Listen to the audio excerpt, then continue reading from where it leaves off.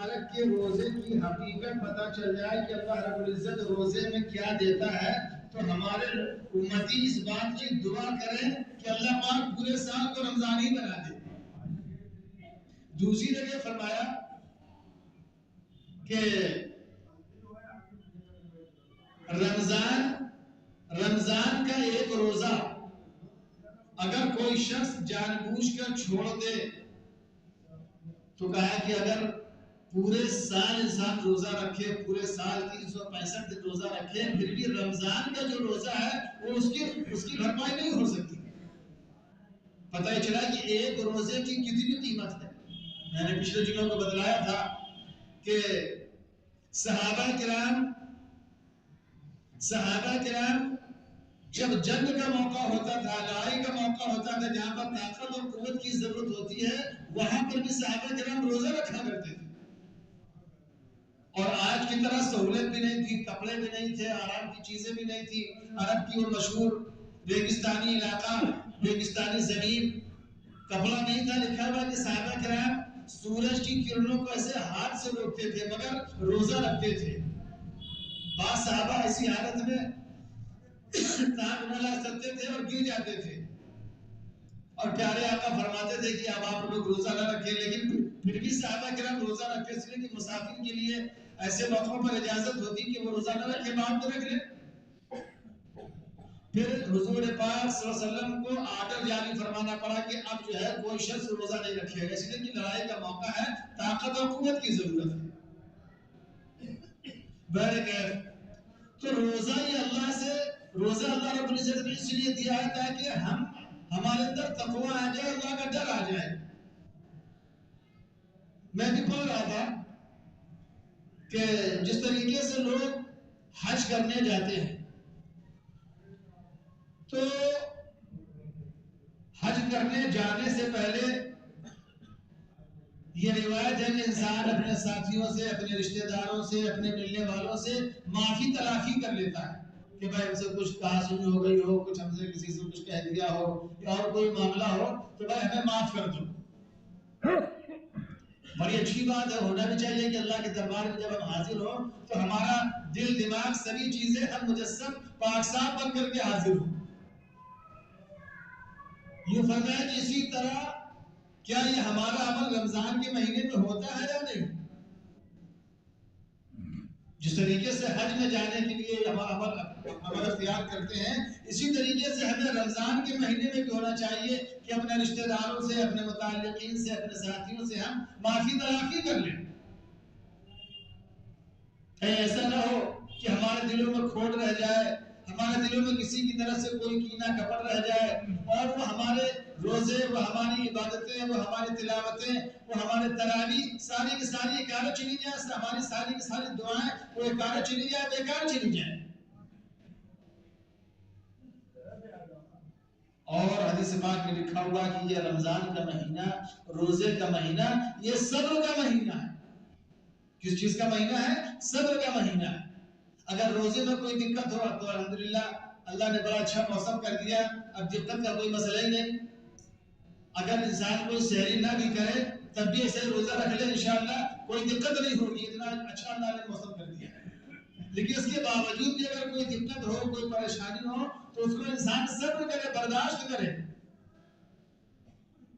اگر کوئی ہمیں کچھ کڑوی کسیلی کہہ دے اس کو بھی ہم برداشت کریں۔ کہا کہ یہ مہینہ صبر کا ہے اور صبر کا بدلہ جنت ہے۔ ہم سب جنت میں جانا چاہتے ہیں، ہم سب جنت میں جانے کی خواہش رکھتے ہیں، لیکن اس کے باوجود ہم جنت میں جانے والا عمل نہیں کرتے۔ یہ مہینہ صبر کا ہے اور صبر کا بدلہ جنت ہے، اور یہ مہینہ لوگوں کے ساتھ غمخواری کرنے کا ہے، لوگوں کے ساتھ ہمدردی کرنے کا ہے، ایک دوسرے کے دکھ درد میں شریک ہونے کا ہے۔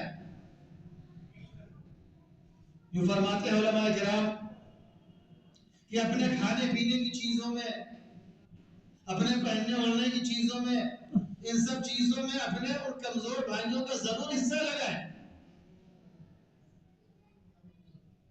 یوں فرمایا کہ حدیث پاک پڑھی جا رہی تھی صبح کہ اگر کوئی شخص کسی روزے دار کو روزہ افطار کرا دے تو اللہ رب العزت اس روزہ رکھنے والے کے برابر اس کو ثواب عطا فرماتے ہیں۔ صحابہ نے پوچھا ہے رسول اللہ قربان جاؤ صحابہ کرام پر، صحابہ کرام تو مطلب سمجھ لیتے تھے لیکن وہ ہم جیسے لوگوں کو سمجھانے کے لیے سوال کرتے تھے پیارے آقا سے، فرمانے یا رسول اللہ ہم میں سے ہر آدمی تیری حیثیت نہیں رکھتا ہے کہ کسی کو روزہ افطار کرائے تو وہ کیا کرے؟ پیارے آقا فرماتے ہیں کہ جو ہے پیٹ بھر کھلانے پر مقصد نہیں ہے، پیٹ بھر کھلانے پر موقوف نہیں ہے۔ اگر کوئی شخص کسی روزے دار کو ایک گھونٹ پانی پلا دے، ایک گھونٹ شربت پلا دے، ایک گھونٹ لسی پلا دے، ایک گھونٹ کھجور کھلا دے، کوئی اور چیز کھلا دے جو میسر کھلا دے، اللہ پاک اس پر اس کو ثواب عطا فرما دیتے ہیں۔ اچھا اب ہم نے یہ حدیث سن لی، اب ہم عمل کیا کرتے ہیں معلوم ہے؟ کہ ہمارے یہاں سے آپ کے یہاں اور آپ کے یہاں سے ہمارے یہاں، بس اگر آپ کے یہاں سے افطار کا سامان آ گیا، ہمارے یہاں سحری کا سامان آ گیا، تو ہم سوچتے ہیں کہیں کتنی جلدی ہو کہ ان کا بدلہ اتار دیں۔ اچھا ہوتا بھی ہے، اگر ہم بدلہ نہ اتارے تو کہیں نہ کہیں انسان کہے گا اچھا دیکھ لو امام صاحب کو، ہمارے یہاں سے 2-3 بار جا چکا ہے، ان کے یہاں سے ایک بار بھی نہیں آیا۔ اور جو تیسرا ایک آدمی ہے، جو تیسرا ایک ضرورت مند ہے، اس کی طرف ہماری نگاہ نہیں جاتی۔ اچھا کبھی کبھی یہ ہوتا ہے کہ صاحب ارے وہ فلاں کے یہاں نہ دو، ارے وہ سب ٹھیک نہیں ہے، وہ کیا کہتے ہیں بڑا گندا آدمی ہے، وہ کاہل آدمی ہے، کمانے نہیں جاتا، وہ شراب پیتا ہے، ایسا کرتا ویسا کرتا، گندا ہے۔ لیکن ٹھیک ہے وہ اس کے اپنے عمل اس کے ساتھ ہے، لیکن اس کے ساتھ اس کی جو فیملی جڑی ہوئی ہے، اس کے بچے جو اس کے ساتھ جڑے ہوئے ہیں، ان بیچاروں کا کیا قصور ہے؟ ہم اچھے اچھے کھانے افطار میں سحری میں کھا رہے ہیں اور ہمارے بچے کھا رہے ہیں، اور ہمارا بستی کا رہنے والا ہمارا بھائی اس کے بچے پریشان ہو رہے ہیں۔ بس وہ آپسی میں ادھر سے ادھر مال آتا جاتا رہا اور تیسری جگہ نہیں گیا۔ اس چیز کا جو ہے ہم بہت زیادہ لحاظ رکھیں کہ اپنے کمزور بھائیوں کو ضرور یاد رکھیں۔ کبھی کبھی تو ایسا ہوتا ہے، ایک چیز یہ کہ جو ایک عام رواج ہے کہ صاحب جس نے ہاتھ پھیلایا جائے سب کے ساتھ جو کمزور ہے اس کو دے دیا جائے، ٹھیک ہے، لیکن کچھ ایسے لوگ بھی ہوتے ہیں کہ بیچارے شرم کی وجہ سے، عزت کی وجہ سے ہاتھ نہیں پھیلا سکتے۔ مثال کے طور پر ایک شخص ہے، اس کی آمدنی ہمیں معلوم ہے کہ بیچارہ اس کے روزانے کی دہانی بڑی کمزور ہے، بہت کم کماتا ہے، فیملی اس کی زیادہ ہے، یہ کھانا پینا تو کھا رہا ہے، بیرنگ سبھی کھاتے ہیں، لیکن کچھ اچھے کھانے کچھ اچھے کپڑے اس کو میسر نہیں ہوتے ہیں، تو اس تک بھی ہم پہنچا دیں۔ غمخواری کا، ہمدردی کا یہ ہے معاملہ۔ حدیث پاک میں لکھا ہوا کہ ایک نمبر کی بات تو یہ ہے کہ جو ہمارے کمزور بھائی ہیں ان کو اپنے سے بہتر دیا جائے، اور اگر یہ نہ ہو سکے تو کم از کم برابر تو ہونا ہی چاہیے۔ اور ایک چیز یہ بھی سمجھ لیں، کہا کہ جو چیز ہم اپنے لیے پسند کریں وہی دوسرے کے لیے بھی پسند کریں۔ ایسا نہ کہ صاحب ہم جو ہے اعلیٰ قسم کا مال کھائیں، ہم اعلیٰ قسم کے کپڑے پہنیں اور کسی دینے والے کو تھوڑا جو ہے ہم جو ہے کمزور کر کے دیں، اس کو جو ہے حقارت کی نظر سے دیکھیں۔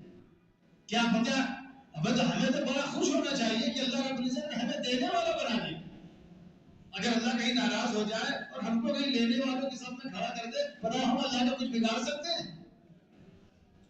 نہیں میرے محترم، جیسا بھی ہو حدیث پر اس میں لکھا ہوا قرآن پاک میں کہ اگر سوال کرنے والا بسا اوقات اگر گھوڑے پر سوار ہو کر کے بھی ہے، کبھی کبھی ایسا ہوتا ہے کہ انسان اچھا خاصا ہے اور حالات اس کے اچھے، لیکن کبھی اچانک ایسی کوئی ناگہانی آ گئی، کوئی ایسی مصیبت آ گئی کہ انسان کا سب کچھ ختم ہو گیا، مسافر ہے کہیں باہر گیا، سامان چوری ہو گیا اور کوئی مصیبت آ گئی، اور دیکھنے میں بڑا اچھا لگ رہا ہے، اچھا لباس پہنے ہوئے، لیکن موجودہ وقت میں وہ ضرورت مند ہے، ہمیں اس کی بھی مدد کرنا چاہیے۔ یہ اس کا اپنا الگ مسئلہ ہے کہ ضرورت مند نہیں ہے پھر بھی ان لوگوں سے مانگ رہا ہے، تو یہ اس کا الگ مسئلہ ہے، اللہ اس کو اس کی جزا سزا دے گا، وہ ایک الگ مسئلہ ہے۔ لیکن ہماری ذمہ داری ہے کہ ہم اس کو سامنے والے کو دے دیں، ہم سامنے والے کے ساتھ ہمدردی کر دیں، ہم سامنے والے کا خیال رکھیں۔ اسی لیے کہا گیا کہ روزہ اللہ رب العزت نے اس لیے دیا ہے تاکہ ہمارے اندر جو ہے اللہ کا ڈر پیدا ہو جائے، تقویٰ پیدا، تقویٰ کا مطلب ہوتا ہے اللہ کا ڈر۔ ابھی کسی بچے نے وضو خانے میں ایک اشتہار لگایا چھوٹا سا کہ اس میں لکھا ہوا ہے کہ واقعی مسلمان کسی سے نہیں ڈرتا، ایمان والا کلمہ پڑھنے والا مسلمان کسی سے نہیں ڈرتا، اور اگر ہماری بات پہ یقین نہ ہو تو مسجد جا کے دیکھ لو، اگر مسجدیں خالی ہیں، اس بات کی پہچان ہے کہ یہ کلمہ پڑھنے والا اللہ سے نہیں ڈر رہا. اگر اللہ سے ڈر رہا ہوتا تو مسجدیں خالی نہ ہوتی. رمضان کا مہینہ چل رہا ہے، ابھی بھی کچھ ہمارے بھائی ایسے ہیں جو مسجدوں سے دور ہیں. آپ نگاہ اٹھا کر کے دیکھ لیں، غور کر کے دیکھ لیں کہ ایک بہت بڑا طبقہ ایسا ہے کہ ایسے مبارک پاکیزہ مہینے میں بھی کیا کہتے ہیں، مسجدوں سے دور ہے.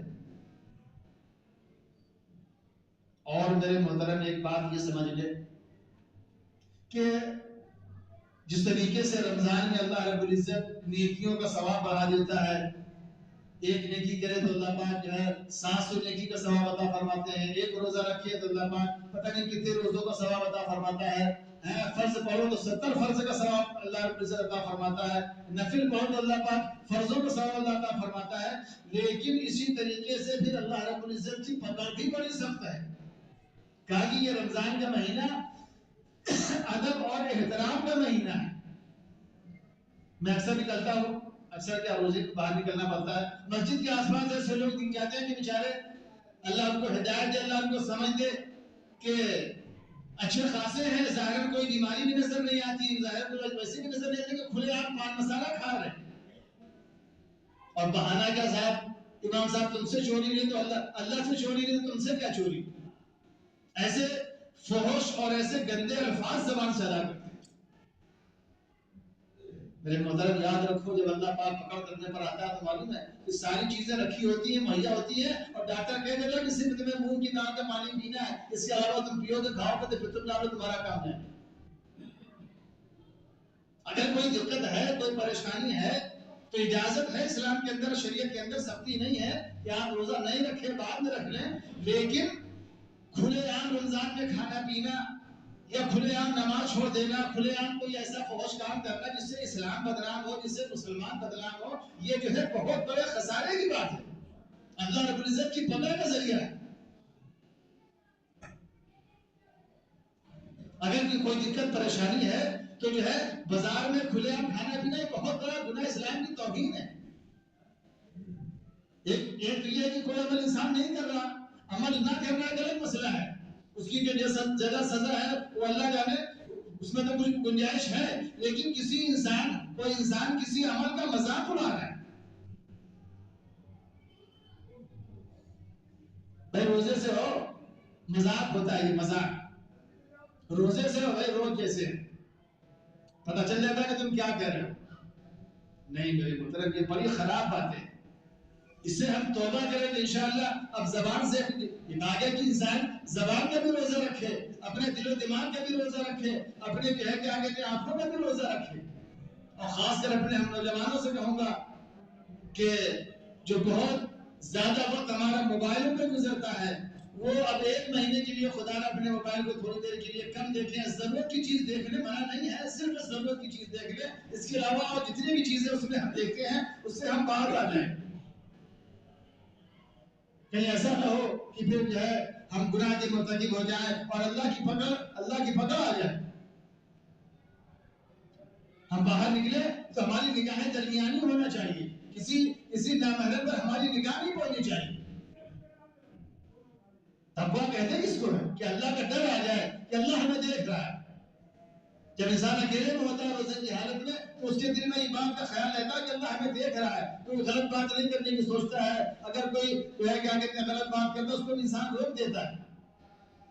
تو اسی طریقے سے ہمیں یہ سوچنا چاہیے کہ جو ہے کیا کہتے ہیں کہ اللہ ہمیں دیکھ رہا ہے، اللہ ہماری پکڑ کر لے کہ ہم جو ہے گناہ کے مستحق ہو جائیں گے. اور قرآن پاک کی تلاوت کا خوب زیادہ اہتمام کرنا چاہیے، زیادہ سے زیادہ ہمارا وقت قرآن پاک کی تلاوت میں گزرنا چاہیے.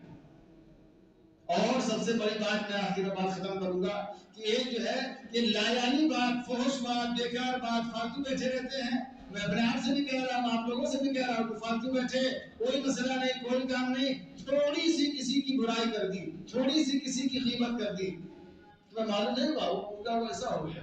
ہمیں کیا ضرورت ہے کہ ان کا ایسا ہو گیا، ان کا ویسا ہو گیا؟ اس کے ہمیں اللہ نے مکلف نہیں بنایا. کہا پھر وہ روزہ ہمارا پھر روزہ نہیں ہوتا. ایک مرتبہ حضور پاک صلی اللہ علیہ وسلم کے زمانے میں کچھ عورتوں نے روزہ رکھا اور روزے میں ان کو بڑی دقت ہونے لگی. لوگوں کو بڑا خیال ہوا کہ سبھی لوگ روزہ رکھے ہوئے ہیں, کسی کو اتنی پریشانی نہیں ہو رہی ہے, ان کو اتنی پریشانی کیوں ہو رہی ہے؟ جا کر کے دربار رسالت میں مقدمہ پیش کیا گیا. پیارے آقا نے فرمایا کہ ان کے پاس ایک پیالہ لے جاؤ اور کہا کہ لے جاؤ, اس سے کہتے کہ اس میں الٹی کریں, قے کریں. جب انہوں نے اس میں الٹی کیا, قے کیا, تو اس میں جو ہے تازہ خون نکلا. فرمایا جناب محمد رسول اللہ صلی اللہ علیہ وسلم نے کہ لگتا ہے کہ ان عورتوں نے کسی کی غیبت کی تھی, اس لیے کہ غیبت کا گناہ ایسا ہے کہ جس طریقے سے انسان اپنے مردار بھائی کا گوشت کھا رہا. قرآن کی تلاوت ہم کر رہے ہیں, تسبیحات پڑھ رہے ہیں, ساری چیزیں کر رہے ہیں, اس سے فارغ ہوئے, باہر نکلے, کوئی ہمارا ساتھی مل گیا اور فوراً غیبت شروع ہو گئی, وہ فلاں ایسا, وہ فلاں ایسا, فلاں ایسا, نیکی برباد, گناہ لازم ہو جاتا ہے. اللہ پاک ہم سب کو اس مقدس مہینے کی قدردانی کی توفیق نصیب فرمائے اور اچھی طرح آداب کے ساتھ روزہ رکھنے کی توفیق نصیب فرمائے, ایک دوسرے کے ساتھ ہمدردی کرنے کی توفیق نصیب فرمائے اور ایک دوسرے کی غلطیوں کو معاف کرنے کی توفیق نصیب فرمائے. میں بھی آپ حضرات سے گزارش کر رہا ہوں, جہاں تک میری آواز پہنچ رہی ہے, کہ میں بھی انسان ہوں, ہم سے بھی غلطیاں ہو جاتی ہیں, ہم سے بھی گناہ ہو جاتے ہیں. اگر کسی کو کبھی کسی وقت کو تکلیف پہنچ گئی ہمارے ذریعے سے, تو اللہ واسطے ہمیں معاف کر دیں. انسان ہوں,